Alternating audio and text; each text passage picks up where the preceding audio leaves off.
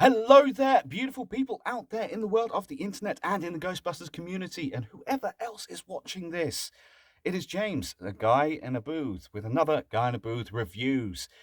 This one is a little bit different because I'm going to be talking about something else. I'm not going to be showing you anything today, so maybe it might be a bit quicker. Who knows? Who knows?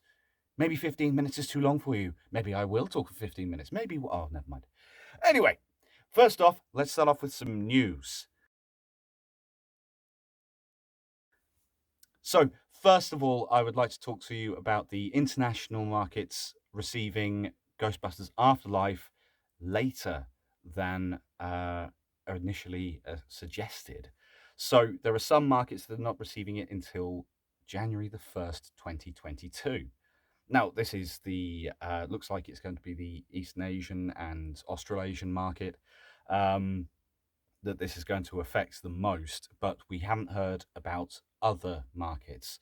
So there might be some changes in Central Europe. Interestingly, release dates were showing in other areas of Europe as still showing as the 11th. Germany is showing as the 18th of November, I believe. I could be wrong. Please tell me. But this is going to be this is quite difficult. I know a lot of groups in Australia are not looking forward to the prospect of waiting 6 weeks to see this film. Will they go and watch it on New Year's Day? Who knows? I hope so. What a brilliant way to start the year if it's any good.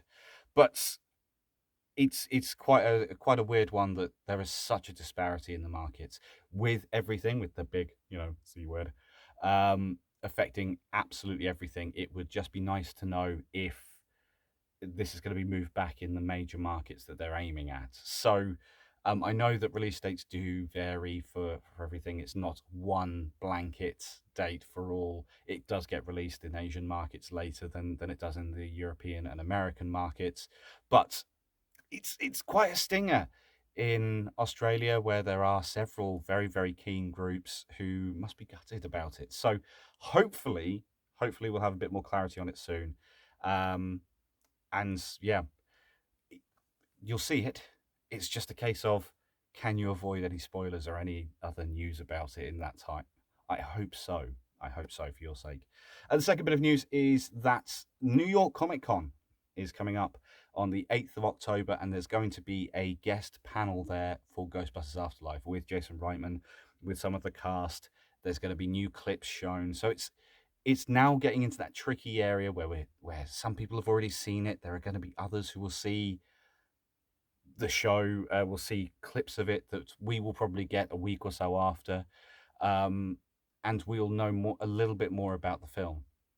Now, I don't know how to feel about this because there are Comic Cons happening all around the world, major ones as well, which you'd hope that these would fall in line with. But at the minute, it looks like New York is getting the exclusive stuff, and hopefully, nothing too serious will come out of it, and all in time for the new release date of the 19th of November.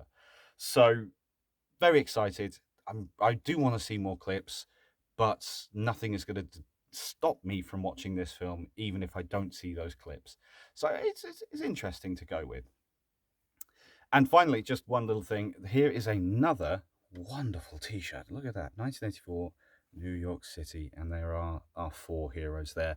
New T-shirt that has also come from TeePublic. Don't worry, I haven't just been buying T-shirts at random. This one is also available now. Currently, it's a brilliant T-shirt. I ordered it in brown because why not? And I love it. I think the brown goes with the retro nature of the logo. So yeah, do check it out on TeePublic. I will post the link in the description. So, moving on to the main subject matter. Moving on to what I hope some people will listen to. And what I wanted to talk about was something that came up on Twitter today, or on my Twitter feed today, about someone saying about Ghostbusters Answer the Call. The controversial film, the divisive film that it is. I wanted to just talk about that for a couple of minutes because it's not canon in many respects. Much like the comics aren't canon, but this film seems to be having polarizing opinions. Some people think it's the worst film ever made. Some people don't mind it. And other people think, well, you know, it's an entertaining film. It isn't a proper Ghostbusters film, but it is an entertaining film. And that's what I wanted to touch on today, is someone was offended by the idea that the 2016 Ghostbusters Answer the Call film was closer to the original film than this new one appears to be, than Afterlife appears to be. And as I said on Twitter, well, of course it is. It's exactly the same formula. It's exactly the same concept. So it is closer to what that is. It's just made in 2016, so the humor is different, the style is different. But in simplistic terms, it is some disgraced scientists getting kicked out of their job to go into paranormal investigation and elimination with a cast of SNL actors. It is exactly the same film in raw principle. But, and this is a very big but, the delivery of it was all wrong. Now, it isn't the worst film ever made. There are some terrible films. Trust me, throughout lockdown, I've watched a lot of bad films. But it's not a great film, and it's not an awful film. It kind of sits in that middle ground of just meh, solid 5 to 6 out of 10. 5.5, let's give it that. And I know where it went wrong. You had 4 incredibly strong comedic performers, and they were all trying to be the funniest person. Paul Feige is an excellent director, a good writer, but his style of humor did not suit what they were trying to do. They literally could have made this film about any other subject than ghosts, than ghost busting, and it still would have worked, and it still would have had the same reaction.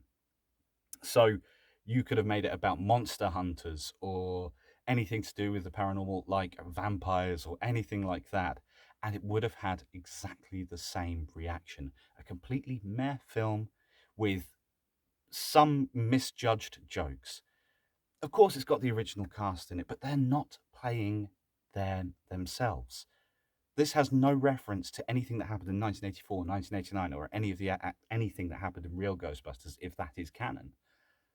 And you cannot compare the two films because they are two different comedy films. One is a 1980s comedy film, which has a lot more to it, and another is a 2016 slapstick film made by the guy who made Bridesmaids. If you look at it, it's a lot more subtle, the humor in the original. Whereas in this film, it's a lot more blatant and in your face. Everybody is jumping at each other to be the funniest person. The idea of peril is not the same. I I feel for the guy who played the villain, because I'm sorry, he just wasn't threatening enough. He was creepy and he was weird, but his interactions just made no sense. He was just an odd guy who was obsessed with the paranormal and wanted to bring back these for some reason, was happy to kill himself for the purpose of the greater good. The greater good. Stop it. Anyway, it's not that this film is great, and I'm not defending it in terms of what it is. It just could have been anything else. It could have been anything but a reboot of a Ghostbusters franchise that is built on the subtlety of humor and good improvisation. These 4 performers are brilliant, but there are certain aspects of this film that don't make sense. Stupid. And don't get me started on the dance sequence when Kevin is possessed. That didn't make any sense whatsoever. It was needless. But I wasn't the target audience. As a Ghostbusters fan, I wasn't the target audience. This was aimed at much younger viewers, people who may have seen the original Ghostbusters and gone, hey, I quite like that. And this film was made for a newer generation of Ghostbusters fans. Whereas Afterlife is very much aimed as a love letter to Ghostbusters. So if you grew up loving Ghostbusters, like everyone who will probably watch this video and myself, if you grew up loving the original or you just enjoyed the original, This is a film aimed at you. 2016, however, wasn't, but it had enough nods of the head, not enough tips of the cap to make you think it was aimed at you. But let's be honest here. I'm not going to say it's a welcome addition to the franchise because it's not part of the franchise in the same way. It's not got Peter Venkman. It's not got Ray Stantz.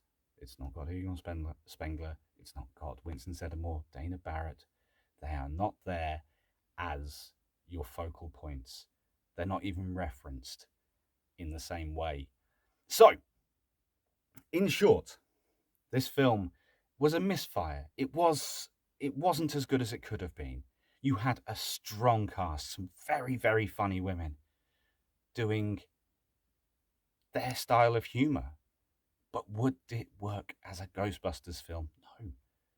Because the style of humor they are trying to present wasn't the style of humor that is true to Ghostbusters. So on paper, it is exactly the same. The premise was pretty much exactly the same. And much like Star Wars and The Force Awakens, which is a good film in my mind, but it was just a New Hope rehashed. This was a rehashing of the original story, not done right. And it's my theory on 80s films. How good would all these 80s films if they were remade today? They wouldn't be well made today. Total Recall is a prime example of that. You couldn't remake Back to the Future. You shouldn't try and remake Ghostbusters. You can try and continue it with the heart and the love of the originals. But, it's just that. So, to all those people that say it's the worst film ever made, watch more films. Seriously, just go into Netflix and just type in any old actor's name. Steven Seagal, Nicolas Cage. I love Nicolas Cage, but he has made some stinkers. There are some terrible, awful films. Subscribe to a horror channel because there are some absolutely awful horror channel films that will make you think that Ghostbusters Answer the Call is not actually that bad. The animation in Ghostbusters is actually brilliant. It is clean, it is crisp, and it sets the mood perfectly. The fight sequence isn't bad. It's actually quite fun, but they've got lots of gadgets that we didn't know what they would do, and suddenly you can punch ghosts in the face. All these things, but actually visually it's very good. It's a lot of E numbers for the eyes, but the execution of the story and the script just fell flat. It's not a bad film. It's not a good film. It's just one of those films that goes meh. Anyway, I have just ranted on at you for about 7 or 8 minutes on this. So I'll leave you with that. I could do more. I probably could do another video. I probably could do an entire podcast on what is wrong with this film. I probably will do a podcast on what is wrong with this film, but what is also good about this film. It has its pluses, it has its minuses. But as long as Afterlife sticks to those plus points, we will have an amazing time come November or January. Sorry, Australia and New Zealand. Sorry. Anyway, I do have more videos coming up soon. There's some very exciting stuff. I know I promised a mini one, but I felt the need to get this one out to you today. The mini is coming, but I've had a supply issue.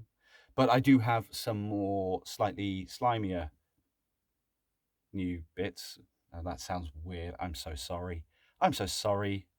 That there's just basically I've got some new stuff and I will be showing it to you. Plus, I will be doing a rundown of all the Slimers that I own, which I thought was a lot more, but I love them all the same.